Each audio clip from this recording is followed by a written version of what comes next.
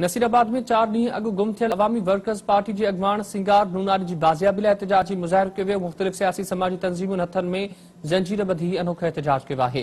मुर्तज़ा चांडे, इब्राहिम चांडे, आबिदा चन्ना, मंज़ूर ओढाणो ऐं ॿियनि नूनारी पाड़े खां एहतजाज रैली कढी, जेका मुख़्तलिफ़ रस्तनि खां थींदे फाज़ुल राहू चौक ते पहुती।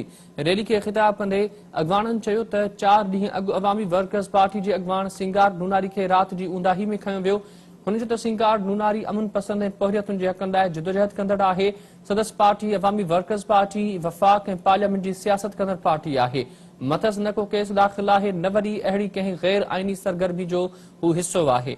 हिकु भेरो ॿीहर तव्हांखे आगाह कंदासीं। नसीराबाद में 4 ॾींहं अॻु गुम थियल अवामी वर्कर्स पार्टी जे अॻवान सिंगार नूनारी जी बाज़ियाबी लाइ एहतजाजी मुज़ाहिरो कयो वियो आहे।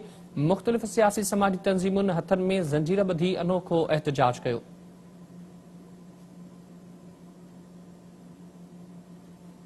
मुर्तज़ा चांडियो, इब्राहिम चांडियो, आबिदा चन्ना, मंज़ूर ओढाणो ऐं ॿियनि नूनारी पाड़े खां एहतजाजी रैली कढी, जेका मुख़्तलिफ़ रस्तनि खां थींदे फाज़ुल राहू चौक ते पहुती।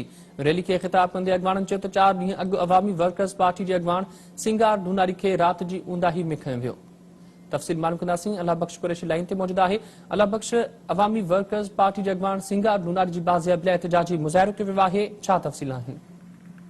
जी अॼु नसीराबाद में चौथे ॾींहं ते बि नूनारी महले खां अवामी वर्कर्स पार्टीअ जे सूबाई अॻवान सिंगार नूनारीअ खे खंबे गिरफ़्तार करण ख़िलाफ़ एहतिजाजी मुज़ाहिरो कयो वियो आहे। अॼु जे एहतिजाजी मुज़ाहिरे में औरतूं, ॿारड़ा ऐं मर्द शामिल हुया, जिन हथनि में ज़ंजीर ॿधी अनोखो एहतिजाज कयो आहे। इन एहतिजाज में संदसि अमड़ हीर नूनारी बि शरीक हुई, जेकी जस्टिस फॉर सिंगार जे उभॾारींदड़ नारनि सां नूनारी महले खां शुरू थिया, जेको मुज़ाहिरो फाज़ुल राहू चौक ते पहुतो, जिते मशहूर जेका सूफ़ी दरगाह आहे जानन चंद जी, उन जो गाॾी नसी सूफ़ी जूनियर जानन चंद ऐं पीपी शहीद भुट्टो जे अॻवाननि ऐं मुख़्तलिफ़ सियासी तंज़ीमुनि जे अॻवाननि ऐं कामरेड आबिदा चन्ना, जेका अवामी वर्कर्स लेडीज़ विंग जी आहे, इन्हनि ख़िताब कयो ऐं उन्हनि जो मुतालबो कयो त सिंगार नूनारी पुरअमन शहरी आहे, जेको पोरियतनि जी जिदोजहद लाइ कमु कंदो आहे ऐं हू पोरियत आहे ऐं पोरियतनि जे लाइ हुन सदाईं जिदोजहद कई आहे। सिंध दुश्मन रिठाउनि जे ख़िलाफ़ हुन एहतिजाज कया आहिनि, जंहिं तंहिं करे